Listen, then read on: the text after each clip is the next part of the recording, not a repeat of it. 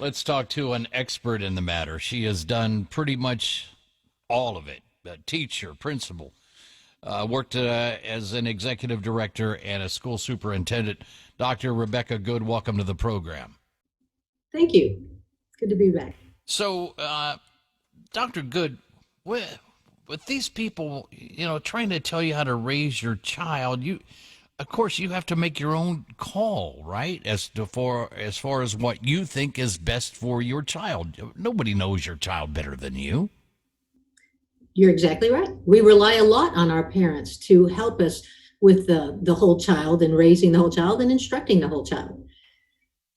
So, doctor, I don't know if it's always been this way, but we just see it more because of social media, and that maybe it's now a vessel that makes it easier. But why is it? What is about us in the last? I just feel like the last, certainly the last year, if not 5 years, 5 years. we just go. I mean, it's just boom, back and forth.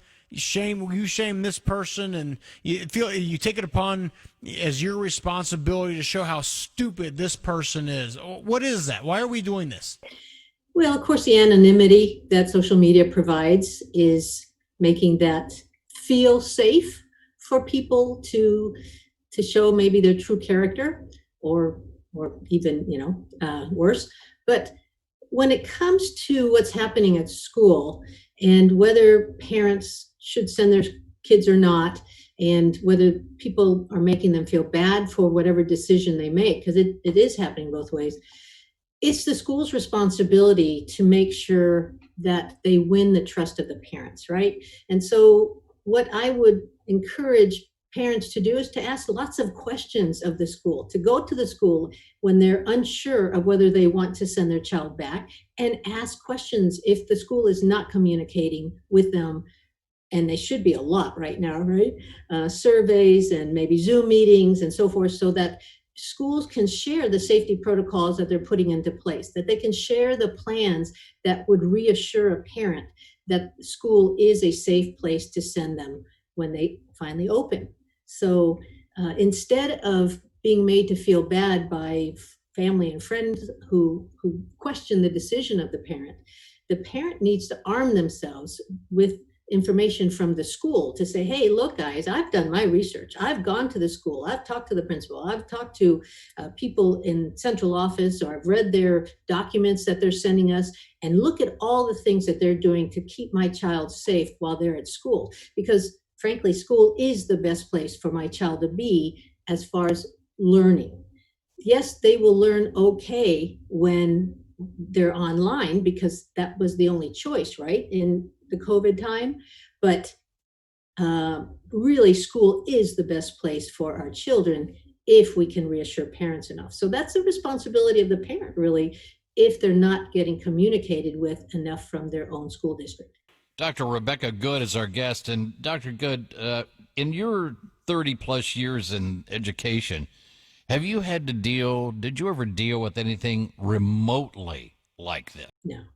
No, not at all. None of us. We've been building the plane while flying it. We've been trying to figure it out, and here are the positives. Nobody could have predicted that our big old school districts, as clunky as we think that they are, sometimes, that they could have responded with the speed that they did to make it work for students. It wasn't our best work, but we got meals to kids, we got online work to kids, or packets to kids within a very short period of time. And that's commendable. And at the same time, we have dragged parents and teachers into the 21st tech century and made them learn platforms that they wouldn't have learned who knows when, right? And so there are a lot of good things that have happened through this. Now, do we need to build on it? We do. We need to keep the positives. We need to reassure parents that school is the best place for them. And that's our work. But parents have a piece in it too. Again, parents need to be asking questions if the school is not coming to them to reassure them. Doc, here's my theory on this. I want to know what you have to think. I think you said earlier, when folks say, I've done the research and here's the best thing. The problem to me is there's so much information out there, right? 24-hour news cycles, studies, everything's available to us at just a click of a button, that you can get information on both sides. Like I can give you 10 articles right now that lead you to believe that opening schools to kids is not a good idea. I could then find 10 articles that tell you, hey, it is a good idea. Kids aren't susceptible. They're asymptomatic, all these sorts of things. So I feel like people, whenever you're empowered with information, you're emboldened to give your opinion because you're like, hey, man, I got the facts here. The problem is there's facts everywhere on both sides, so no one knows what to believe, and we just bicker back and forth. You're exactly right. We've often talked about fuzzy math. Well, guess what? Now we have fuzzy science, don't we? Yes, we do. So it used to be that COVID lingered on a surface for, I don't know, weeks. Now it doesn't linger at all. How did the science change within a few weeks? I don't know. If I'm a parent, what I'm going to do is I'm going to assess the health of my child and say, is my child a healthy child? Are they eating right? They're sleeping right? They are exercising, and they don't suffer from asthma and so forth, any other immune system issues. And then if the school has provided me with enough assurances that they can keep my child safe, and my child's already healthy, my family's healthy, we're practicing safe COVID, so to speak, I'm probably going to be comfortable sending my kid to school.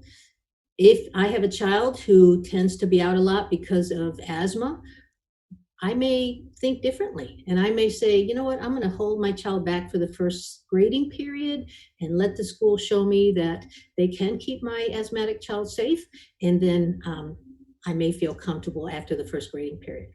The key is that parents need to feel comfortable with their decision and not let other neighbors and friends and loved ones sort of shame them into a different answer. And to that point, Doc, wouldn't it make more sense? I feel like it would make more sense to allow parents to decide, and maybe, like, look, if you're comfortable and you're, as a parent, you're comfortable and you think it's okay for your kid, send them back to school. If you don't, fine. No one's going to make you, no one's going to shame you. If you look, you feel you're more susceptible, or you live with your grandparents and they're more susceptible, keep your kid home. Would it not be better when it comes to school to give that choice? I feel like the majority of people would say, hey, look, there's risks every day in life. I want to send my kid back to school. He's healthy. We're healthy. We're not in the susceptible age. Let's go. But would that not make the most sense? Yes, and I don't know of any school districts that are forcing parents to bring their kids to school. Most of us have county health departments telling us spatial distancing requirements. And I'm going to tell you a secret. If we have to follow those distancing requirements, we don't have room for all kids. Think about that. We have room for 25 or 22, 25, however many most of us put in a classroom. If we have distancing requirements, we would need twice as many classrooms to fit everybody in there, and a lot more adults too. So we really can't have all kids coming to school right now if we're under the social distancing requirements. What do you think about the staggered approach to have some kids going, Monday, Wednesday, Friday, Tuesday, Thursday, and rotating on through? I think it depends on your surveys. And here's why. Most of the survey data that is coming from districts is saying that most parents are keeping their kids at home. Only about 30+% are saying, I want to go to school. I want my kid to be at school. And so right now, with that type of data, schools can afford to have school 5 days a week and let those poor working parents work, right? Get back to their jobs. So it depends on your survey data. Now, here's what I will say to parents.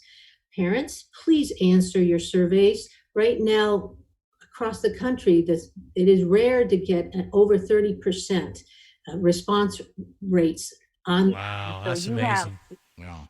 You have 30% of parents sort of dictating what's going to happen. Well, those 70%, if they show up to school the first day, we're in trouble because we didn't have enough classrooms ready. So you see that balance. The school has a responsibility, the parents have a responsibility, and we need to work together to make sure that we have a good opening day. All right. With that, Doctor, we'll let you go. Thanks so much for talking to us. Real pleasure. Thank you. Talk soon. Bye-bye. Thanks, Doc. Dr. Rebecca She Good. makes a lot of sense.